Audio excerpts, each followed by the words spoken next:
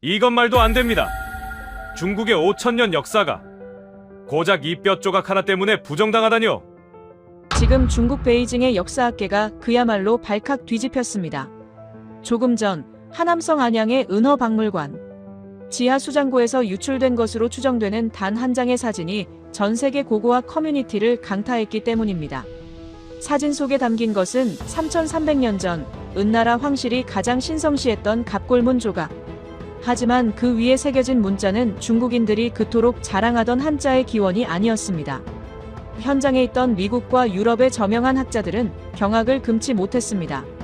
갑골문 중에서도 가장 해석이 난해하여 신의 영역이라 불리던 특정 문양이 놀랍게도 중국이 그토록 오랑캐라고 멸시했던 동쪽의 작은 나라, 바로 대한민국의 국립박물관에 있는 어떤 유물과 완벽하게 일치한다는 사실이 밝혀졌기 때문입니다.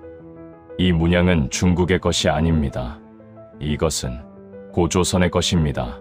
한서양 노학자의 떨리는 이 한마디에 회의장은 찬물을 끼얹은 듯 침묵에 빠졌고 생중계를 지켜보던 중국 네티즌들은 조작이다, 믿을 수 없다며 공황 상태에 빠졌습니다. 도대체 3000년 전 흙더미 속에서 발견된 이 낡은 뼈 조각에는 어떤 비밀이 숨겨져 있기에 거대 대륙이 이토록 두려움에 떨고 있는 것일까요? 왜 그들은 수십 년간 이 결정적인 증거를 흙 속에 묻어두고 쉬쉬했던 것일까요? 오늘 이야기는 단순히 잃어버린 역사를 찾는 과정이 아닙니다. 이것은 중국이 훔쳐가려 했던 당신의 뿌리, 그리고 그 속에 숨겨진 위대한 한민족의 정신을 되찾는 전율의 기록입니다. 이 충격적인 진실이 세상에 널리 퍼질 수 있도록 본격적인 이야기 시작 전 좋아요와 구독 부탁드립니다. 진실을 알리는 여러분의 손가락 하나가 역사를 바로잡습니다.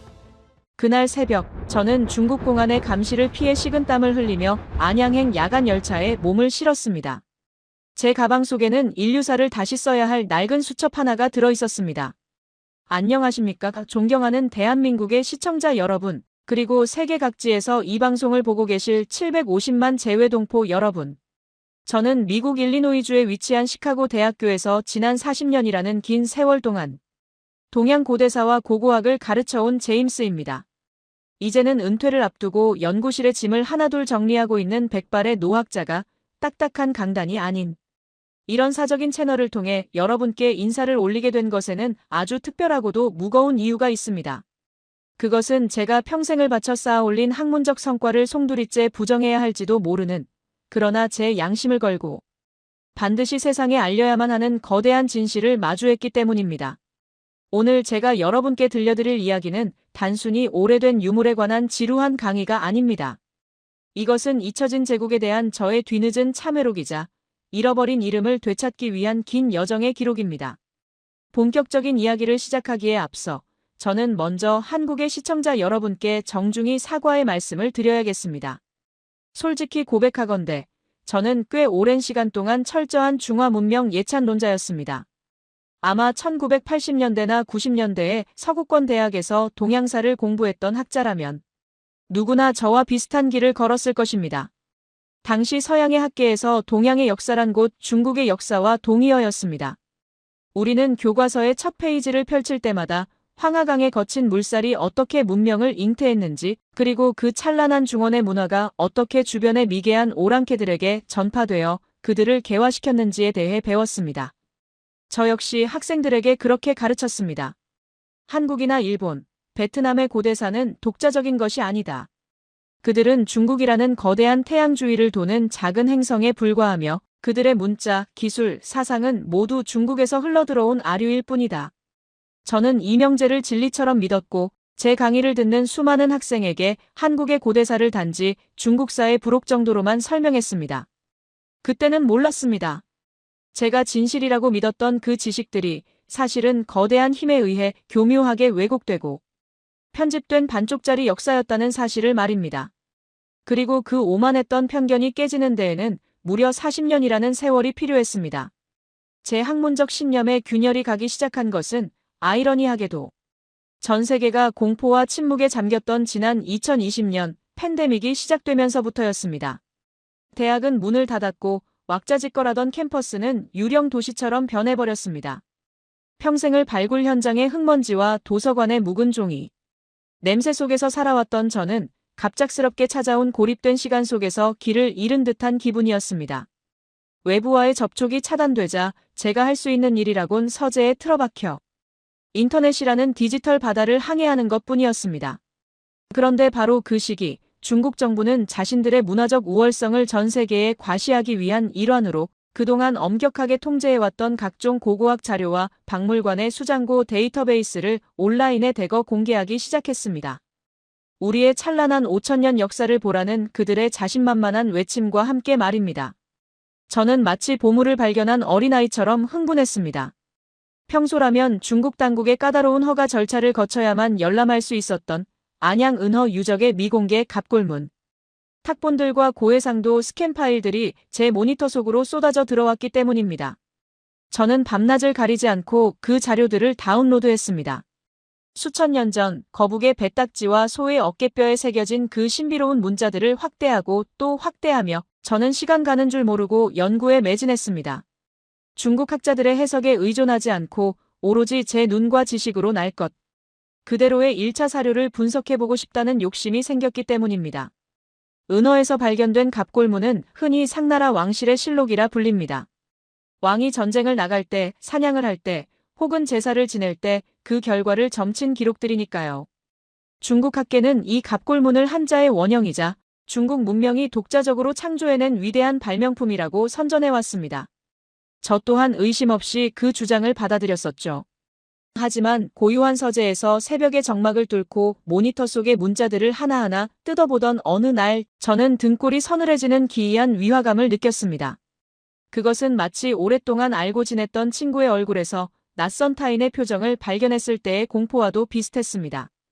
제 시선을 사로잡은 것은 갑골문 중에서도 가장 신성시되는 글자, 바로 신이나 황제를 뜻하는 제라는 글자였습니다.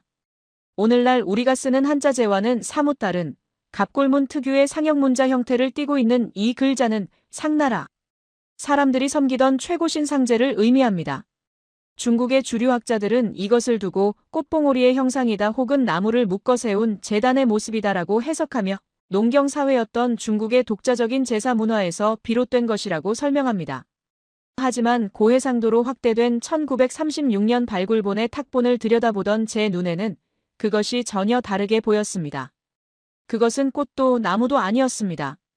중심에서부터 밖으로 힘차게 뻗어나가는 회오리 모양 혹은 사방으로 빛을 발산하는 태양의 형상 그리고 정확한 십자 형태의 교차점을 가진 기하학적인 문양들이었습니다. 이건 단순한 상형문자가 아니야. 이건 고도로 추상화된 우주관을 담은 심볼이다. 저는 중얼거렸습니다. 그리고 그 순간 제 뇌리 속 깊은 곳에 잠겨있던 기억의 파편 하나가 수면 위로 떠올랐습니다. 그것은 제가 2017년 학회 참석차 방문했던 중국 내몽골 자치구의 적봉, 즉 홍산 문화유적지에서 보았던 옥기의 문양이었습니다. 여러분도 아시다시피 홍산 문화는 중국의 중심인 황하 유역이 아니라 만리장성 밖 요하 지역에서 발달한 신석기 문명입니다. 중국인들이 수천 년 동안 오랑캐의 땅이라고 멸시했던 그곳에서 황하 문명보다 훨씬 앞선 시기에 고도로 발달한 옥기 문명이 존재했다는 사실은 고고학계의 미스터리 중 하나였습니다.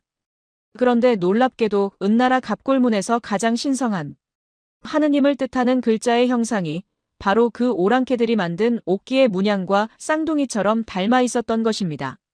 중심에서 회오리치는 태극 모양 사방으로 뻗어나가는 빗살무늬.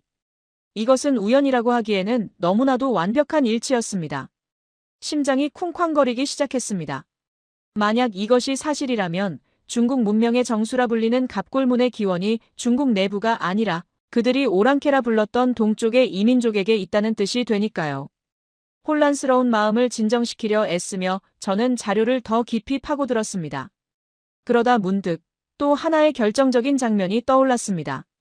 그것은 제가 한국을 방문했을 때 서울의 국립중앙박물관 고조선실에서 보았던 청동 유물이었습니다.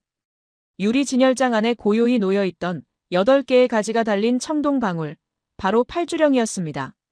저는 떨리는 손으로 한국의 국립박물관 사이트에 접속해 팔주령의 사진을 찾았습니다. 그리고 모니터 왼편에는 은허 갑골문의 제자를, 오른편에는 한국의 팔주령 사진을 띄워놓고 겹쳐보았습니다. 그 순간 저는 의자에서 벌떡 일어날 수밖에 없었습니다. 세상에, 제 입에서 터져나온 것은 단순한 감탄사가 아니라 비명에 가까웠습니다.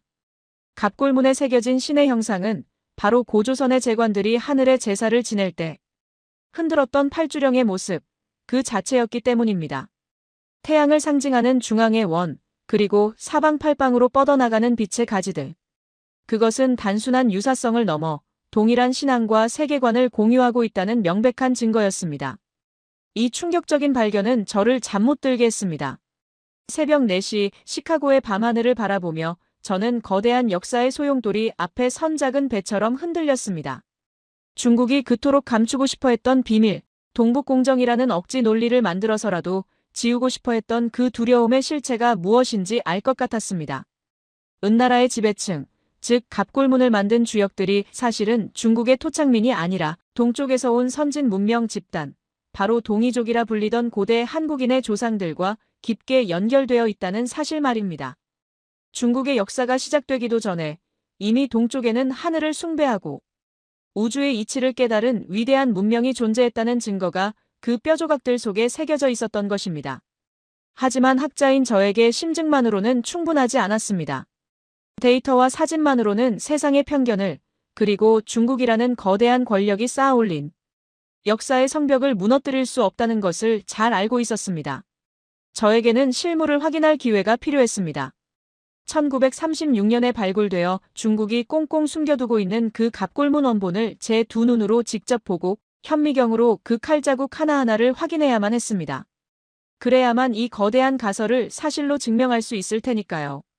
팬데믹이 끝나고 하늘길이 열리자마자 저는 주저없이 짐을 꾸렸습니다. 주변에 만류가 심했습니다. 제임스 교수, 칠순을 바라보는 나이에 중국 오지로 들어가는 건 위험해. 지금 미중 관계도 안 좋은데 자칫하면 간첩으로 몰릴 수도 있어. 동료 교수들의 걱정 어린 충고도, 가족들의 만류도 제 귀에는 들어오지 않았습니다. 제 가슴 속에는 이미 3000년 전 잊힌 조상들이 보내는 간절한 신호가 울려 퍼지고 있었기 때문입니다. 저는 옷가지 몇 벌과 낡은 카메라, 그리고 수십 년간 써온 손때 묻은 수천만을 챙겨 들고 공항으로 향했습니다. 목적지는 중국 하남성 안양. 황하 문명의 심장부이자 역사의 진실이 묻혀있는 그곳으로 말입니다. 비행기 안에서 저는 내내 창밖을 바라보며 생각했습니다. 과연 내가 그곳에서 무엇을 보게 될까? 혹시 내 평생의 믿음이 배신당하는 것은 아닐까? 아니면 내가 상상조차 하지 못했던 더 거대한 진실이 나를 기다리고 있을까? 두려움과 설렘이 교차하는 복잡한 심경 속에서 비행기는 안개를 뚫고 베이징 공항에 착륙했습니다. 그리고 저는 그곳에서 야간 열차를 타고 안양으로 향했습니다. 덜컹거리는 기차 안, 창밖으로 스쳐 지나가는 중국의 풍경을 보며 저는 굳게 다짐했습니다. 무슨 일이 있어도 그 뼈들이 하고 싶은 말을 내가 대신 들어주리라. 안양역에 도착했을 때는 칠흑 같은 어둠이 깔린 새벽이었습니다. 낯선 도시의 차가운 공기가 제 폐부 깊숙이 들어왔습니다. 저는 숙소에 짐을 풀 겨를도 없이 날이 밝는 대로 은어박물관으로 향할 준비를 했습니다. 그때까지만 해도 저는 몰랐습니다. 제가 박물관의 거대한 철문 앞에서 마주하게 될 장면이, 그리고 그곳에서 만나게 될 한 사람이 제 인생을, 아니 동아시아 역사의 흐름을 어떻게 바꿔놓게 될지를 말입니다. 안양역에 도착했을 때 도시는 짙은 회색 안개에 휩싸여 있었습니다. 베이징의 화려함과는 전혀 다른 수천 년의 시간을 고스란히 덮어쓴 듯한 무겁고 침울한 공기가 제 폐부 깊숙이 스며들었습니다. 택시를 타고 황량한 도로를 달리며 창밖을 바라보는데 묘한 기시감이 들더군요. 이곳은 단순한 지방 도시가 아니었습니다. 3300년 전 동아시아 최초의 문자가 탄생하고 신과 인간이 소통했던 신화의 공간이자 동시에 주왕의 타락과 왕조의 멸망이라는 피비린내 나는 역사가 서린 곳이었습니다. 드디어 도착한 은어박물관 신관의 위용은 실로 압도적이었습니다. 중국 정부가 중화 문명의 위대함을 만방에 알리겠다며 천문학적인 예산을 쏟아부어 지은 건물답게 거대한 청동 기물을 형상화한 외관이 방문객을 위압하듯 내려다보고 있었습니다. 입구에 들어서자마자 마주한 것은 웅장한 로비와 끝이 보이지 않는 전시실들이었습니다. 평일 오전이었음에도 불구하고 수많은 중국인 관람객들이 가이드의 설명을 들으며 고개를 끄덕이고 있었습니다. 자랑스러운 우리 조상의 역사입니다. 확성기에서 흘러나오는 가이드의 목소리가 박물관의 높은 천장에 울려 퍼졌습니다. 하지만 제 목적은 화려한 청동기나 금박 장식이 아니었습니다. 저는 곧장 지하 전시실, 문자의 기원관으로 발걸음을 옮겼습니다. 그곳에는 고고학계의 전설이라 불리는 YH-127 갑골갱이 재현되어 있었습니다. 여러분, 한번 상상해 보십시오. 깊이를 알 수 없는 거대한 구덩이 속에 3000년의 세월을 견딘 하얀 뼈 조각 17,000여 개가 마치 거대한 탑처럼 혹은 무덤처럼 층층이 쌓여 있는 광경을 말입니다. 그것은 고대인들이 남긴 거대한 도서관이자 타임캡슐이었습니다. 유리바닥 위를 걸으며 발 아래 놓인 그 뼈 무덤을 내려다보는데 현기증이 날 정도로 강렬한 에너지가 느껴졌습니다. 저 수만 개의 뼈 조각 하나하나에 당시 사람들의 간절한 기도와 두려움, 그리고 국가의 운명을 건 질문들이 새겨져 있다고 생각하니 숨이 턱 막혀왔습니다.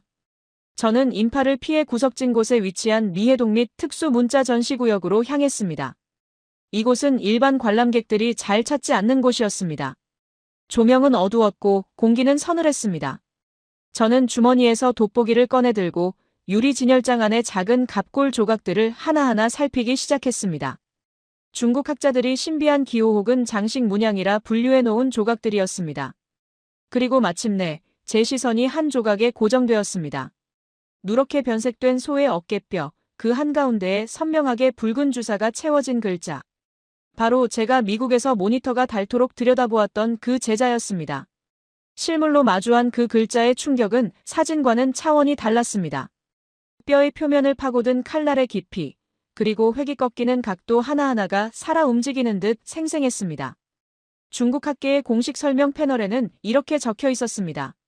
상제, 꽃봉오리의 형상 혹은 나무를 묶어 세운 재단을 본뜬 것으로 중국 농경 문화의 독자적인 신앙 체계를 보여준다. 거짓말. 저도 모르게 입 밖으로 탄식이 새어나왔습니다.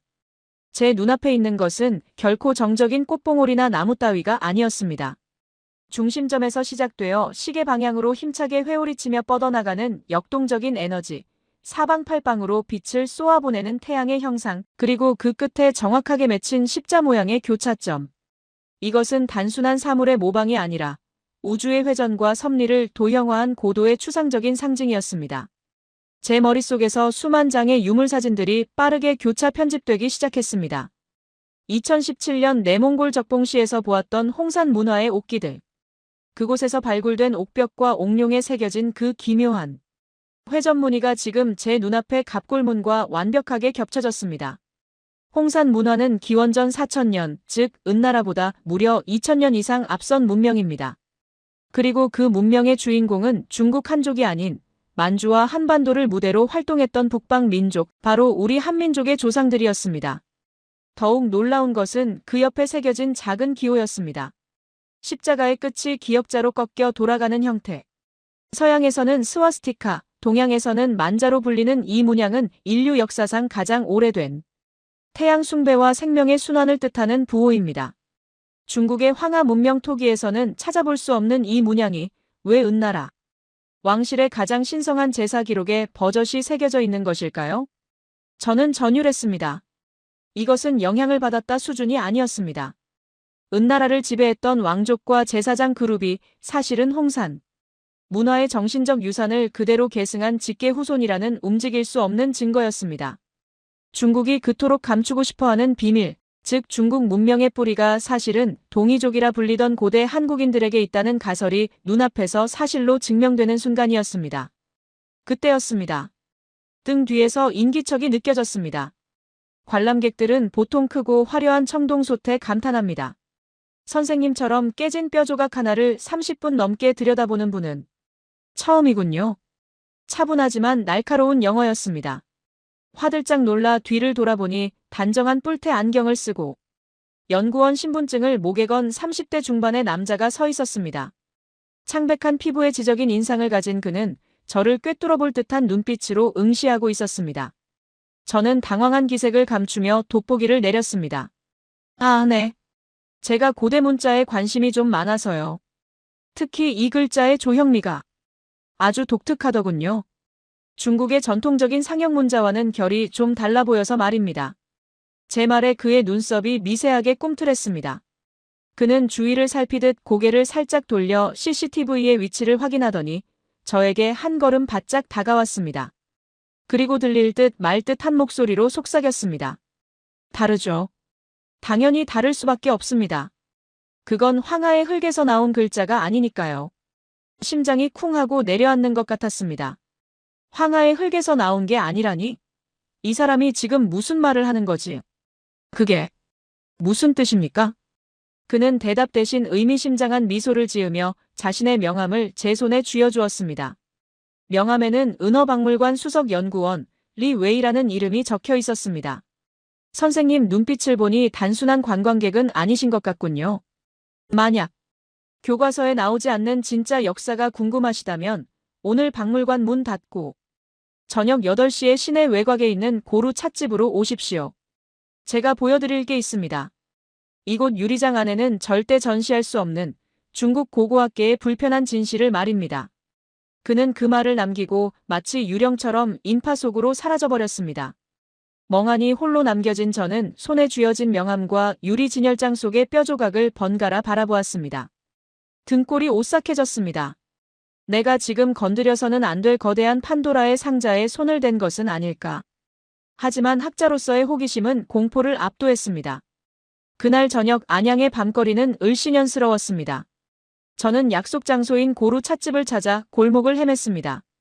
낡은 목조 건물 2층, 삐걱거리는 계단을 올라 문을 열자 자욱한 담배 연기와 찻잎 냄새가 섞인 묘한 향기가 훅 끼쳐왔습니다. 구석진 자리, 희미한 조명 아래 리 웨이 연구원이 앉아 있었습니다. 그의 앞에는 낡은 가죽 가방 하나가 놓여 있었습니다. 제가 자리에 앉자 그는 찻잔을 따르며 나지막이 입을 열었습니다. 제 할아버지는 1930년대 중앙연구원, 역사어원 연구소 소속으로 은어 발굴에 참여했던 1세대 고고학자셨습니다. 당시 발굴단은 일본군의 침략을 피해 목숨을 걸고 유물을 지켜냈죠.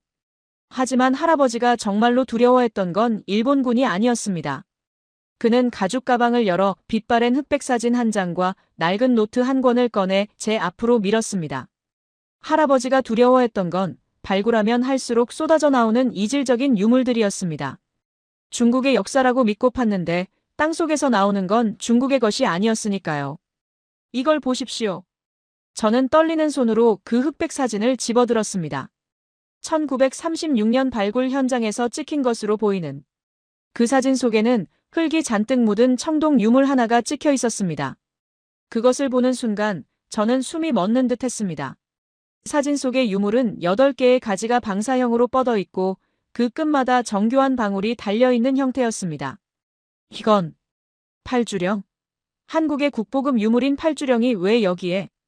제 입에서 저도 모르게 한국어가 튀어나왔습니다. 리 웨이 연구원은 슬픈 눈으로 고개를 끄덕였습니다. 맞습니다. 고조선의 제관들이 하늘의 제사를 지낼 때 흔들었다는 그 신기입니다. 은허의 왕실 무덤 가장 깊은 곳, 왕의 머리맡에서 이 팔주령과 똑같은 형태의 청동기가 발견되었습니다. 하지만 당시 중국학계는 이 사실을 철저히 은폐했습니다. 기록장에는 용도 불명의 이형동기, 기이한 형태의 청동기라고만 적어두고 창고 깊숙이 처박아 버렸죠. 그는 잠시 말을 멈추고 차를 한 모금 마신 뒤 더욱 은밀한 목소리로 말을 이었습니다. 왜 그랬을까요?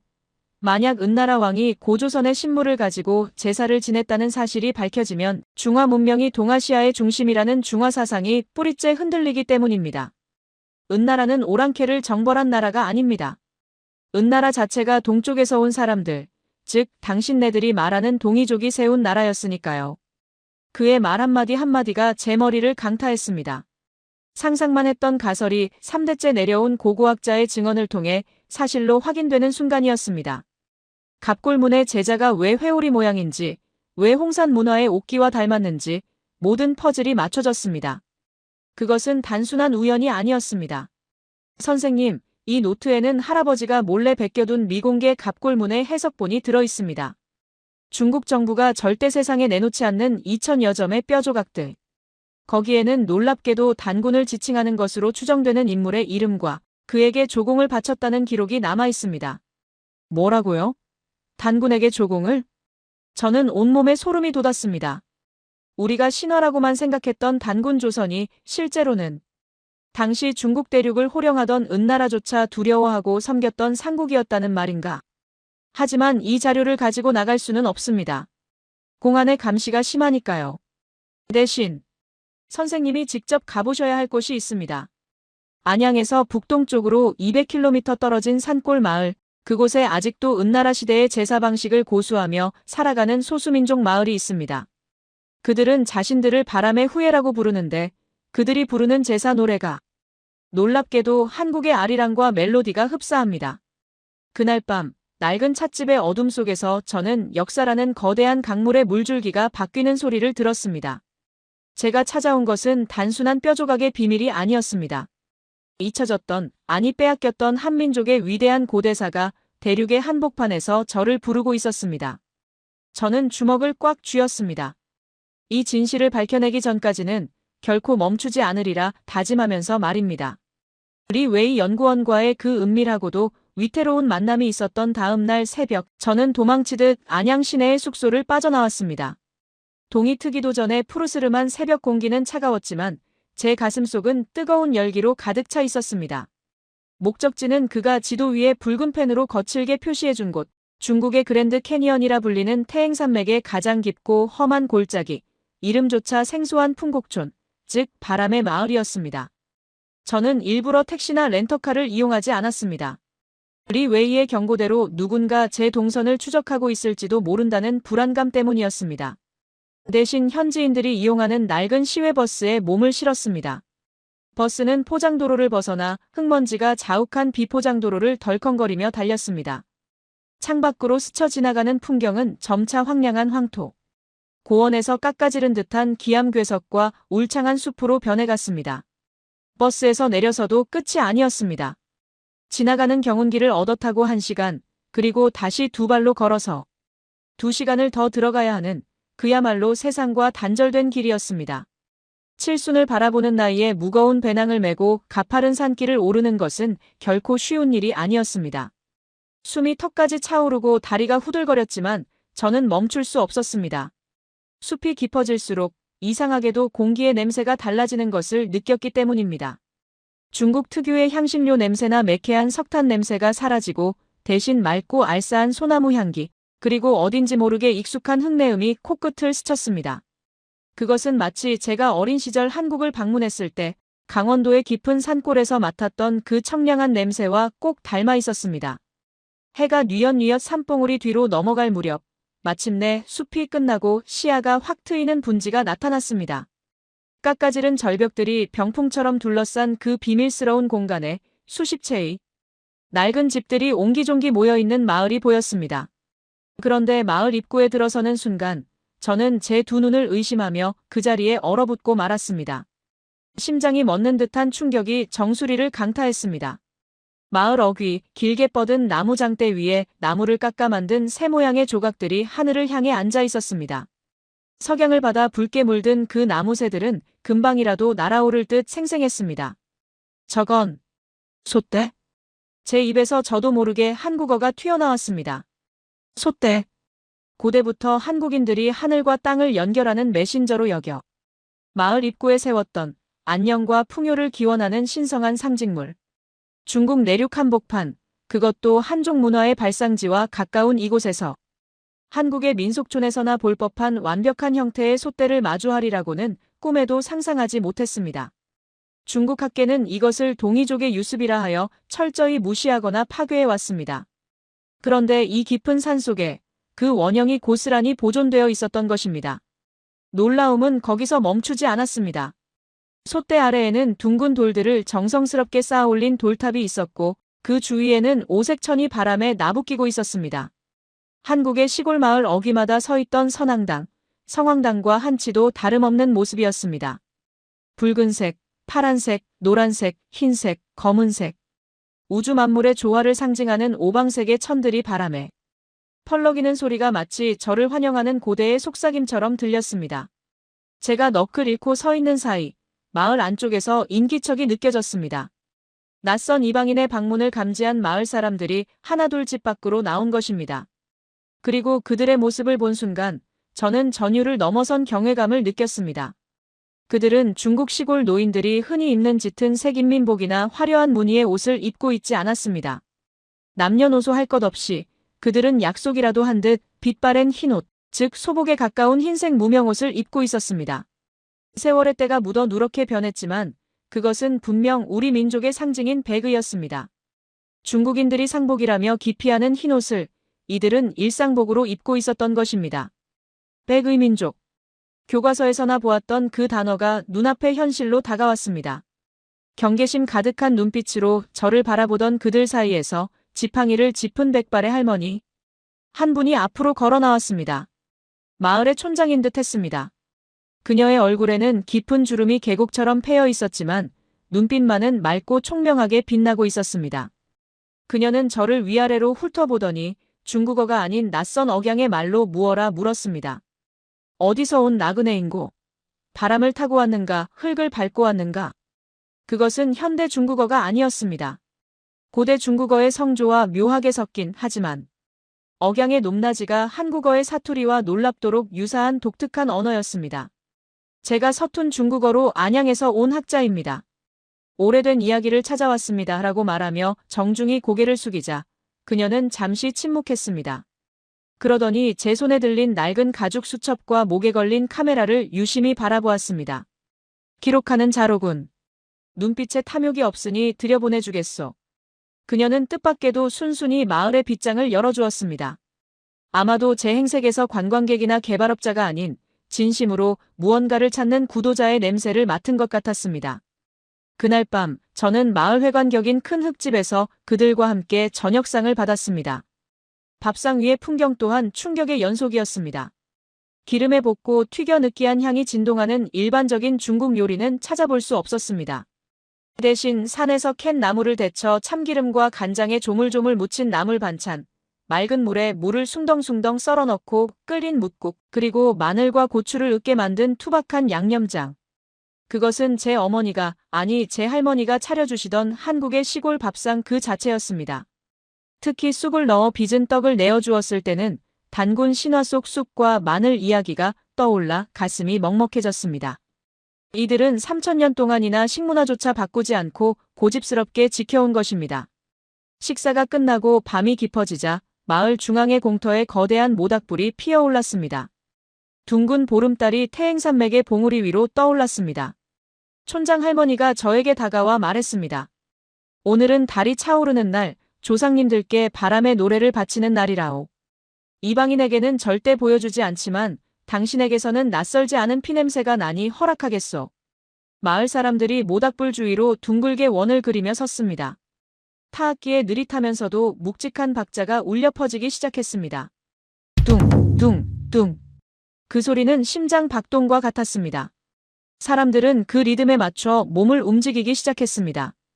그런데 그 춤사위가 예사롭지 않았습니다. 중국의 춤처럼 화려하거나 기교를 부리지 않았습니다. 어깨를 으쓱거리며 흥을 돋우는 어깨춤, 팔을 부드럽게 곡선으로 뻗어올리는 동작. 그것은 한국인의 DNA 속에 각인된 바로 그 춤이었습니다. 그리고 마침내 그 노래가 시작되었습니다. 한 중년 여인이 목청을 돋워 선창을 했습니다.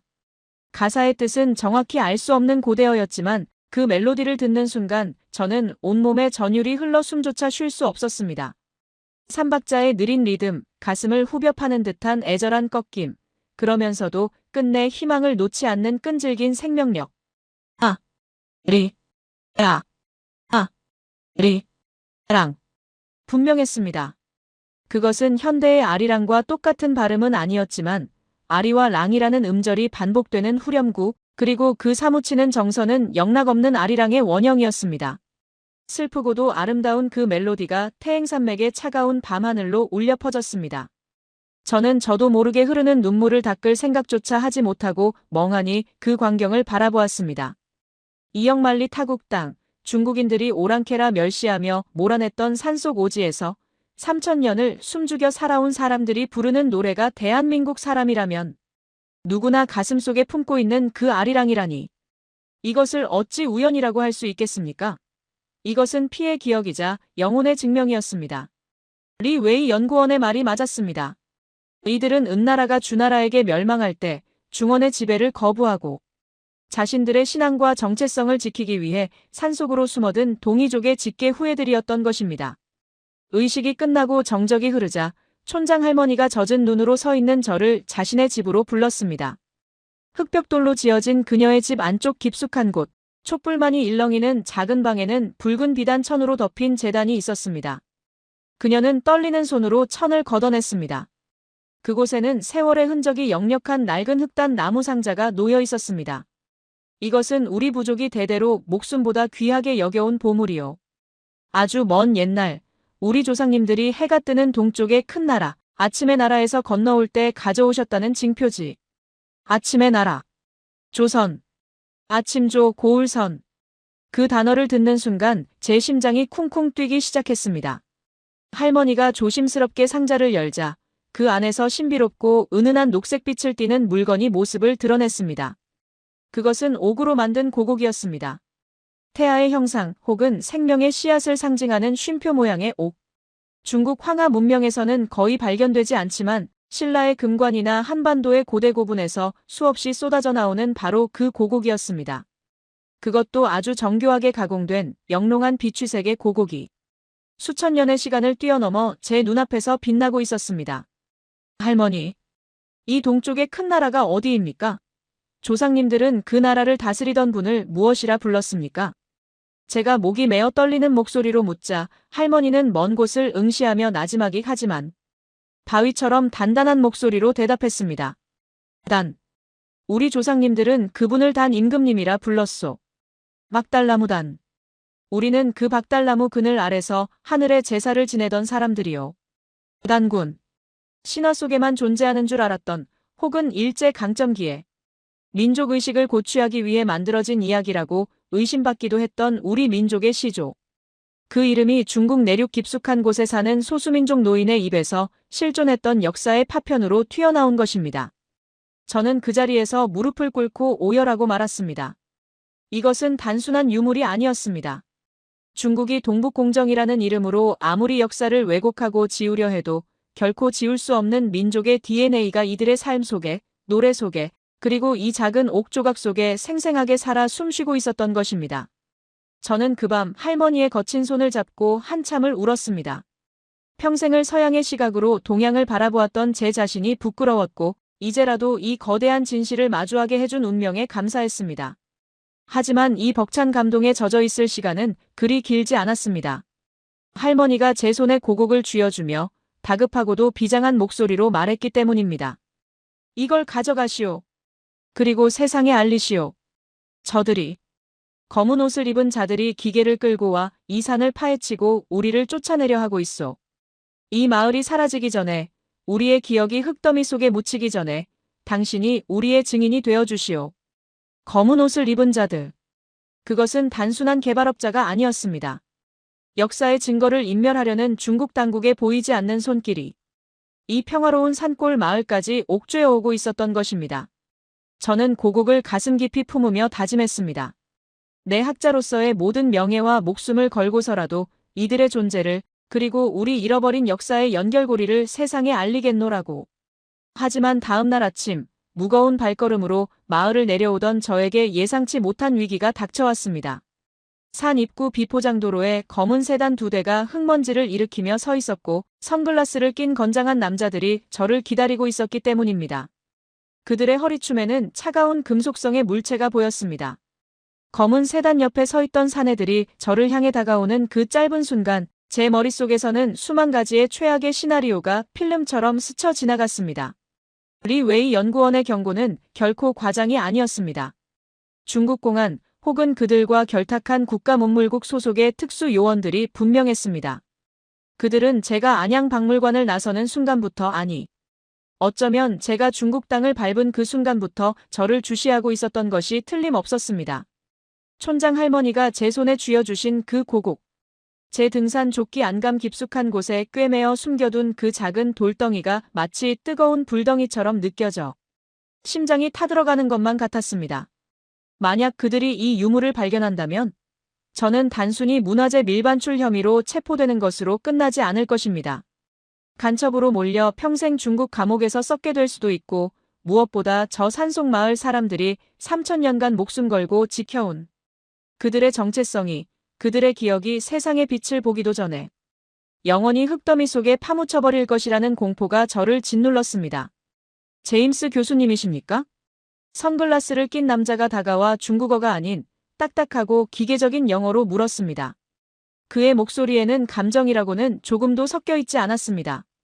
저는 짐짓 놀란 척 최대한 어수룩하고 힘없는 노인의 표정을 지으며 지팡이를 고쳐 잡았습니다.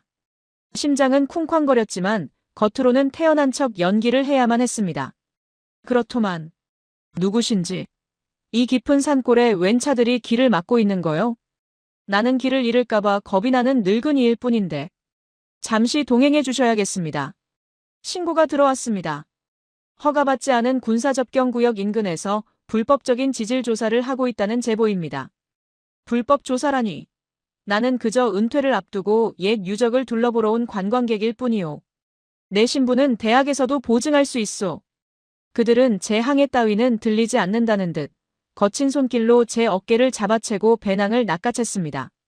그리고는 도로 바닥에 배낭을 거꾸로 뒤집어 내용물을 쏟아부었습니다. 흙먼지가 이는 바닥 위로 제 옷가지와 세면, 도구, 비상약, 그리고 낡은 수첩들이 와르르 쏟아져 내렸습니다. 칫솔이 흙탕물에 뒹굴고 속옷이 바람에 날리는 수모를 겪으면서 저는 피가 거꾸로 솟는 듯한 분노를 느꼈지만 꼭 참아야 했습니다. 지금 흥분해서 몸싸움이라도 벌였다가는 그들이 제 몸을 수색할 명분을 주게 될 테니까요. 조끼 안감 속에 숨겨진 고국만은 사수해야 했습니다. 그들은 수첩을 한 장 한 장 넘겨보며 사진을 찍고 내용을 확인했습니다. 천만다행으로 제가 현장에서 기록한 내용은 대부분 저만이 알아볼 수 있는 암호화된 약어들이거나 겉보기에 무의미한 풍경 스케치들이었기에 그들은 고개를 갸웃거리며 서로 눈빛을 교환했습니다. 하지만 진짜 위기는 그 다음이었습니다.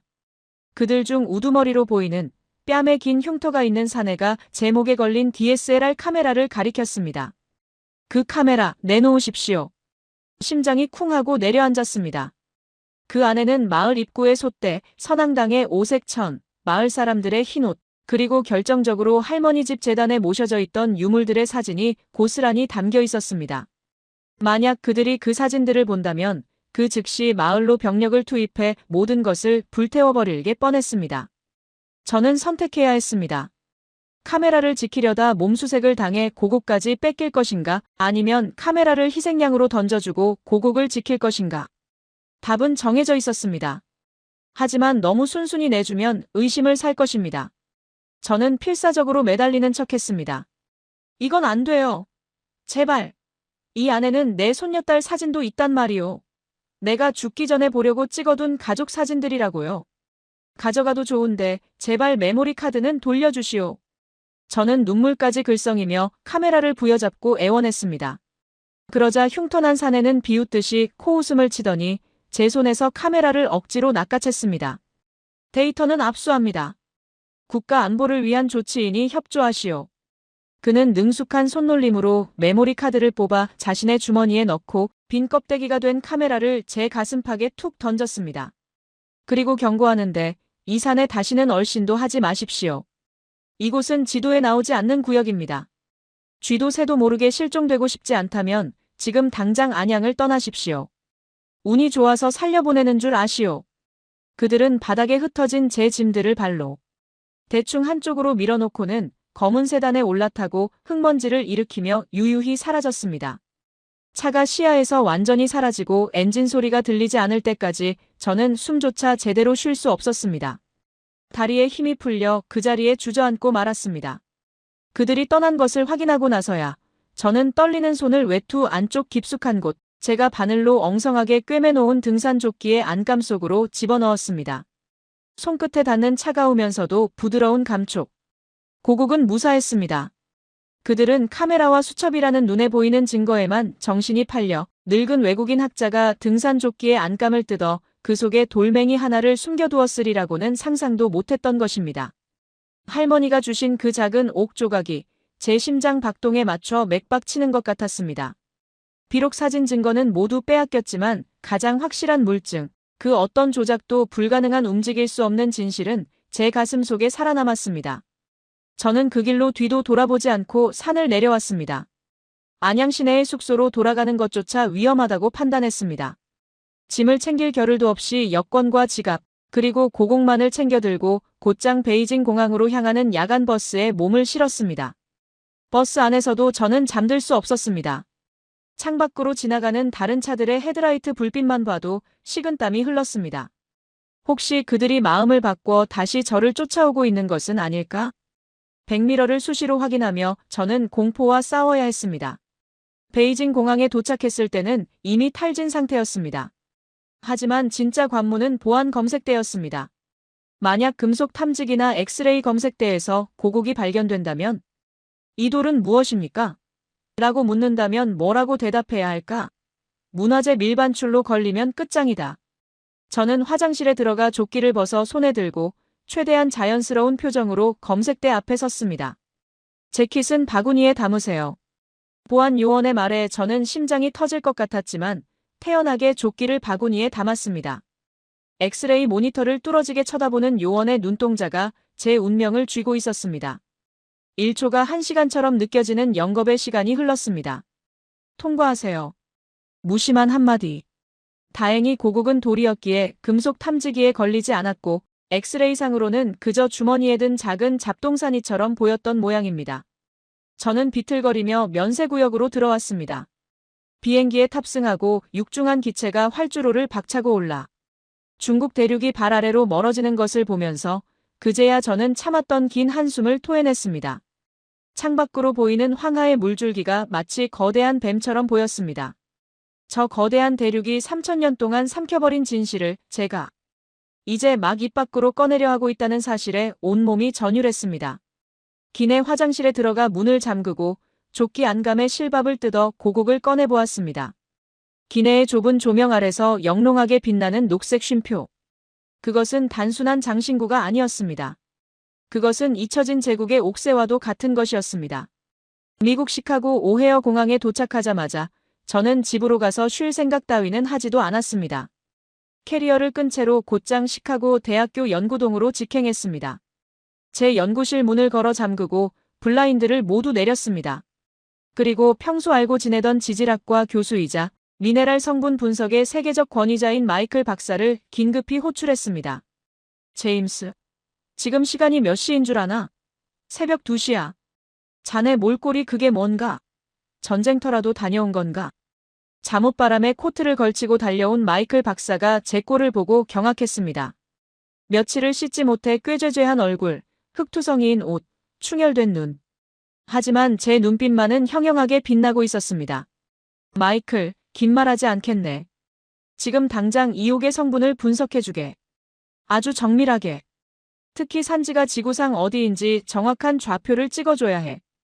이건 내 남은 학자적 생명이 걸린 일일세. 마이클 박사는 제 비장한 표정에 압도되어 더 이상 묻지 않고 곧바로 연구실의 질량 분석기와 전자현미경을 가동했습니다. 기계가 웅웅거리며 돌아가는 소리만이 정적을 채웠습니다. 10분, 20분, 1시간.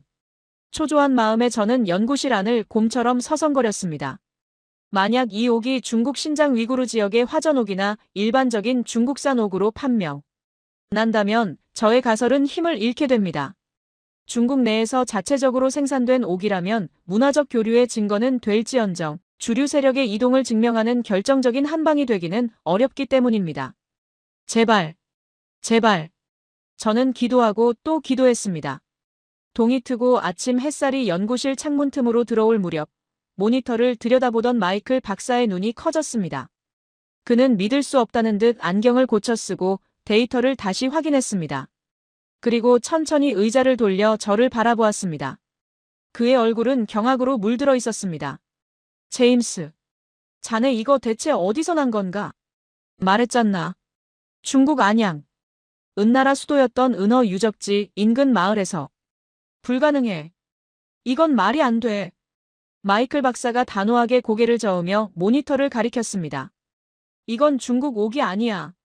절대 중국 땅에서 나올 수 없는 성분이야. 중국의 옥은 주로 연옥이지만 마그네슘 함량이 높고 철분 구조가 달라. 그런데 이 옥은 칼슘과 트레몰라이트 결정 구조가 아주 독특하고 백색도가 높은 고순도의 연옥이야. 이런 화학적 지문을 가진 옥은 전 세계에서 딱 한 군데 광산에서만 나와. 그게 어딘가? 제 목소리가 사시나무 떨듯 떨렸습니다. 마이클 박사가 모니터에 세계 지도를 띄우고 붉은 점 하나를 찍었습니다. 그곳은 중국이 아니었습니다. 춘천. 대한민국 강원도 춘천의 대룡산 자락. 그리고 북한의 일부 지역. 바로 한반도야. 이 옥은 3000년 전 한반도의 흙과 물이 만들어낸 100% 순수한 코리안 제이드라고.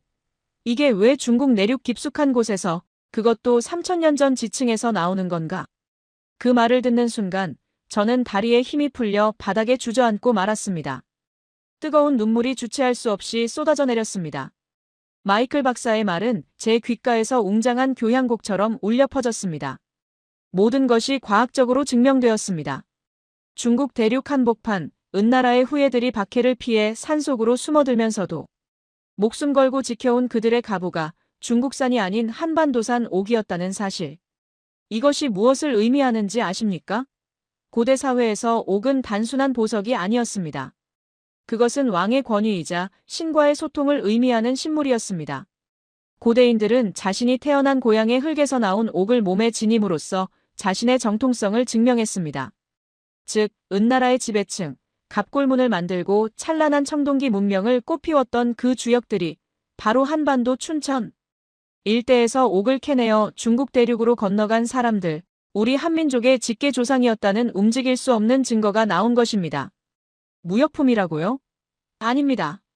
왕실의 가장 깊은 곳에 숨겨둔 목숨보다 귀한 가보는 수입품으로 대체할 수 없는 법입니다. 이것은 그들의 고향이 어디인지를 말해주는 DNA 증명서였습니다. 할머니가 말씀하신 동쪽의 큰 나라, 단 임금님. 그것은 희미한 전설이 아니었습니다.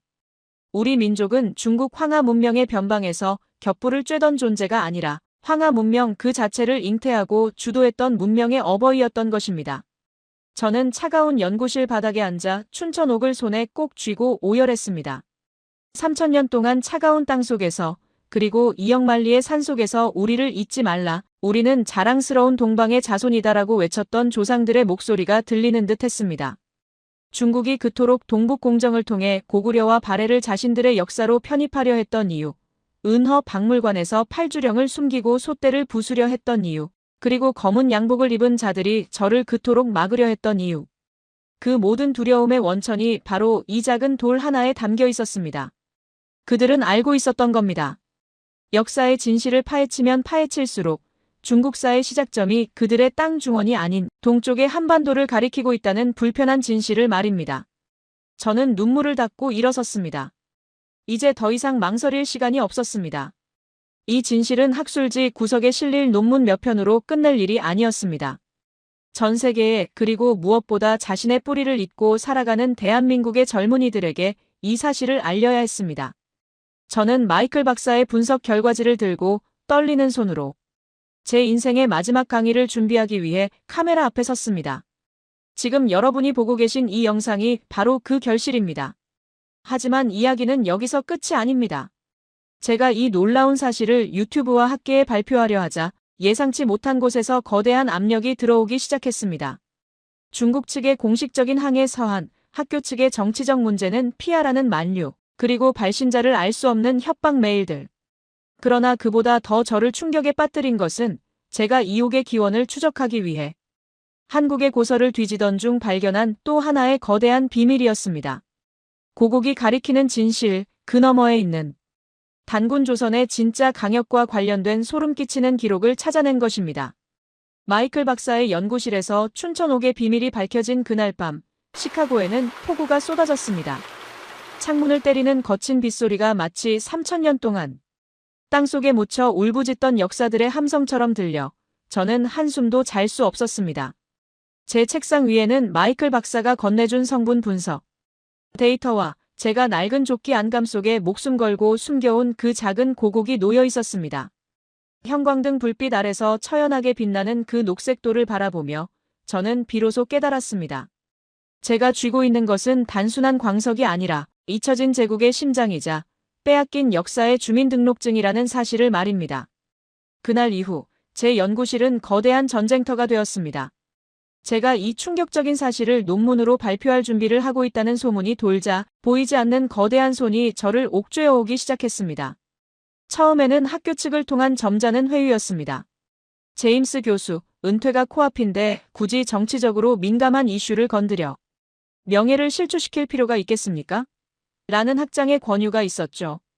하지만 제가 뜻을 굽히지 않자 압박은 노골적인 협박으로 변했습니다. 한밤중에 걸려오는 발신자 표시 제안의 전화들, 당신의 가족이 어디 사는지 알고 있다는 서툰 영어의 이메일들, 그리고 연구실 앞을 서성이는 검은 양복의 사내들. 그들은 두려워하고 있었습니다. 낡은 뼈조각이나 녹슨 칼은 해석의 차이라고 우기면 그만이지만 이 춘천옥이라는 과학적 물증은 그 어떤 궤변으로도 덮을 수 없는 팩트였기 때문입니다. 하지만 그들의 협박이 거세질수록 제 가슴 속의 불꽃은 더욱 거세게 타올랐습니다. 두려움에 떨며 이불을 뒤집어 쓰고 싶을 때마다 저는 태행산맥 깊은 골짜기에서 만난 촌장 할머니의 눈빛을 떠올렸습니다. 우리의 기억이 흙더미 속에 묻히기 전에 당신이 증인이 되어 주시오. 그 절박한 호소가 제 귓가에 이명처럼 울렸습니다. 제가 여기서 침묵한다면 그 마을은, 그들이 3000년을 지켜온 아리랑은, 그리고 흰옷을 입은 그들의 영혼은 소문 없이 지도에서 지워질 것이 뻔했습니다. 저는 문을 걸어 잠그고 마지막 퍼즐 맞추기에 돌입했습니다. 춘천옥이 증명한 혈통의 진실을 뒷받침할 문헌적 증거를 찾기 위해 저는 평생을 바쳐 모은 동양의 고서들을 산더미처럼 쌓아놓고 읽고 또 읽었습니다. 주류 사학계가 위설하고 폄하했던 단군세기, 규원사화, 그리고 중국의 산해경과 사기의 행간을 현미경 보듯 뒤졌습니다. 그리고 새벽녘, 붉게 충혈된 눈을 비비던 저는 책상 위로 무너져 내리며 통곡하고 말았습니다. 기록들은 너무나도 명백하게 말하고 있었습니다. 우리가 막연히 중국의 역사라고 알았던 은나라, 상나라는 사실 독자적인 제국이 아니라 동방의 거대한 본국, 즉 대조선의 문명권 아래에 있던 제후국 성격이 짙었다는 사실을 말입니다.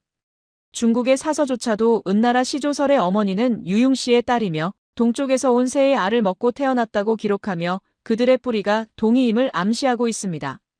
여기서 이는 오랑캐가 아니라 큰 활을 쏘는 대인을 뜻하는 공경의 표현이었습니다. 그렇다면 촌장 할머니가 건네준 그 고국의 정체는 무엇이었을까요? 그것은 단순한 장신구나 보물이 아니었습니다. 그것은 고조선의 황제 단군이 중원으로 파견되는 제후나 고위 관료에게 혹은 친족에게 하사했던 신표이자 임명장이었습니다.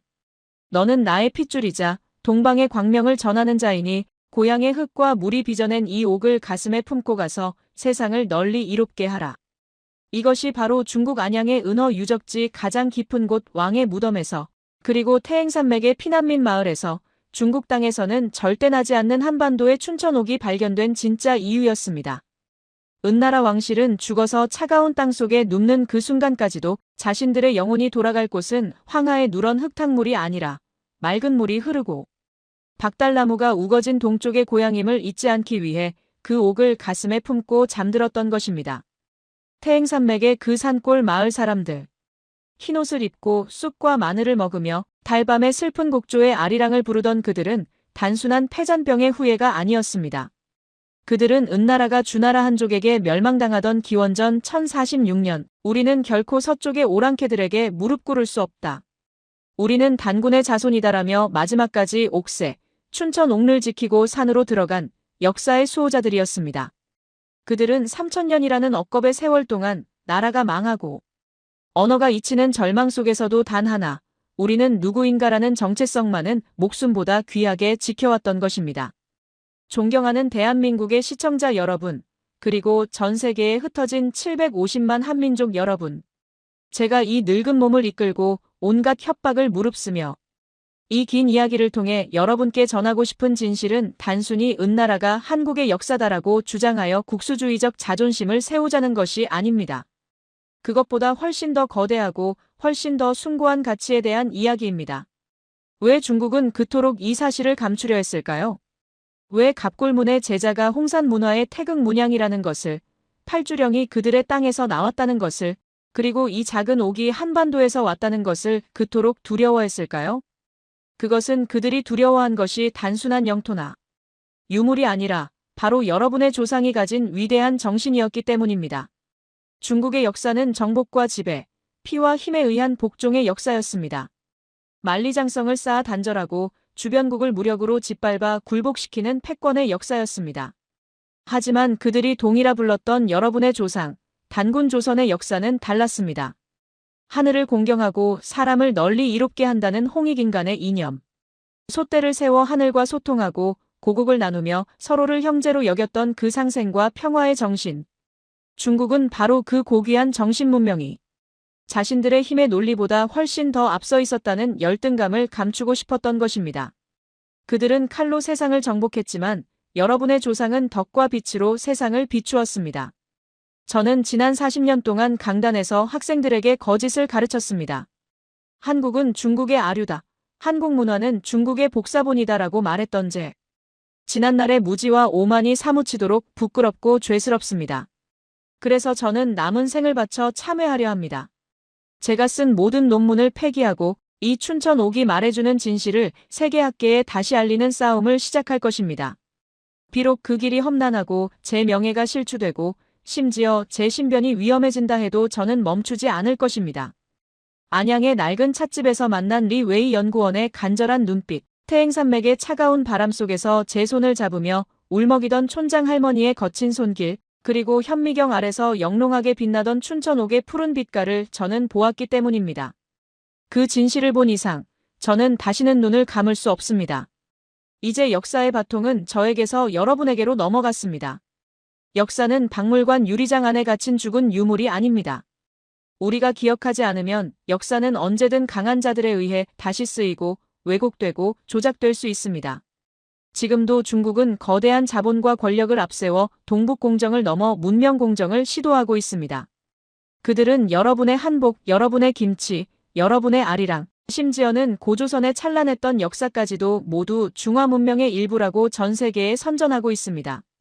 하지만 두려워하지 마십시오. 진실은 결코 침몰하지 않습니다. 3000년 전 은나라의 무덤 속에서 발견된 이 작은 옥 조각이 증명하듯 팩트는 언젠가 반드시 어둠을 뚫고 빛을 보게 되어 있습니다. 다만 그 빛이 얼마나 빨리 세상에 드러날지는 바로 오늘을 살아가는 여러분의 관심과 뜨거운 의지에 달려 있습니다. 대한민국의 젊은이들이여. 부디 가슴 벅찬 자부심을 가지십시오. 여러분의 혈관 속에 흐르는 피는 황하 문명조차 우러러 보았던 위대한 하늘의 자손, 광명의 민족의 피입니다. 여러분이 무심코 지나쳤던 박물관의 빗살무늬 토기 하나, 시골 마을의 장승 하나, 그리고 여러분의 할머니가 흥얼거리던 노랫가락 하나에도 세계사를 뒤흔들 비밀이 숨겨져 있습니다. 저는 비록 피부색도 다르고 말도 서툰 이방인이지만 죽는 그 순간까지 한국의 친구이자 진실의 증인으로 남겠습니다. 부디 저의 이 떨리는 고백이 여러분의 가슴 속에 잠들어 있는 거인을 깨우는 작은 불씨가 되기를 간절히 소망합니다. 태행산맥의 바람이 전해준 3000년의 비밀, 그 가슴 벅찬 이야기를 끝까지 들어주셔서 감사합니다. 부디 잊지 마십시오. 당신이 누구인지, 그리고 당신이 어디에서 왔는지. 위대한 역사의 주인공은 바로 당신입니다. 지금까지 진실을 찾아 떠난 늙은 고고학자 제임스였습니다. 감사합니다. 여러분, 오늘 제임스 교수의 목숨을 건 고백 어떻게 들으셨습니까? 단순히 흥미로운 옛날 이야기로만 들리지는 않으셨을 겁니다. 가슴 한구석이 찡하고 왠지 모를 뜨거운 것이 울컥 치솟는 기분. 저만 느낀 것은 아니겠지요. 오늘 우리는 3000년이라는 긴 시간을 돌아 아주 중요한 진실 하나를 마주했습니다. 중국 내륙 깊숙한 곳에서 발견된 춘천옥, 그리고 그들이 잊지 않고 불러왔던 아리랑. 이것은 그저 우연의 일치가 아닙니다. 우리 한민족이 변방의 작은 나라가 아니라 고대 동아시아 문명의 거대한 흐름을 주도했던 주인공이었다는 명백한 증거입니다. 누군가는 잊으라 했고 누군가는 감추려 했지만 흙 속의 옥은 결코 빛을 잃지 않았습니다. 지금 여러분의 혈관 속에 흐르는 그 피가 바로 그 위대한 문명을 꽃피웠던 하늘의 자손의 피라는 사실, 오늘 이 이야기를 통해 다시 한번 깊이 새기셨으면 좋겠습니다. 오늘의 이 가슴 벅찬 이야기가 단순한 영상으로만 끝나지 않기를 바랍니다. 제임스 교수가 잃어버린 진실을 찾아 평생을 바쳤듯 이제는 우리가 그 진실을 지키고 알려야 할 때입니다. 지금 여러분이 느끼신 그 전율과 자부심, 댓글로 남겨주십시오. 나는 자랑스러운 단군의 후예다. 진실을 알려줘서 고맙다. 어떤 내용이라도 좋습니다. 여러분의 댓글 하나하나가 모여 역사를 바로잡는 거대한 함성이 됩니다. 그리고 이 놀라운 진실이 더 많은 사람에게, 전 세계에 퍼져나갈 수 있도록 좋아요를 꾹 눌러주세요. 여러분의 손가락 하나가 왜곡된 역사의 벽을 허무는 가장 강력한 무기가 됩니다. 저희 채널은 앞으로도 전 세계 곳곳에 숨겨진 대한민국의 위대한 발자취를 끝까지 찾아내 여러분께 전해드리겠습니다. 놓치지 않고 함께 하시려면 구독과 알림 설정 잊지 마시기 바랍니다. 우리는 작지 않습니다. 우리는 위대합니다. 잊지 마십시오. 당신이 바로 그 역사의 증거입니다. 시청해주셔서 감사합니다.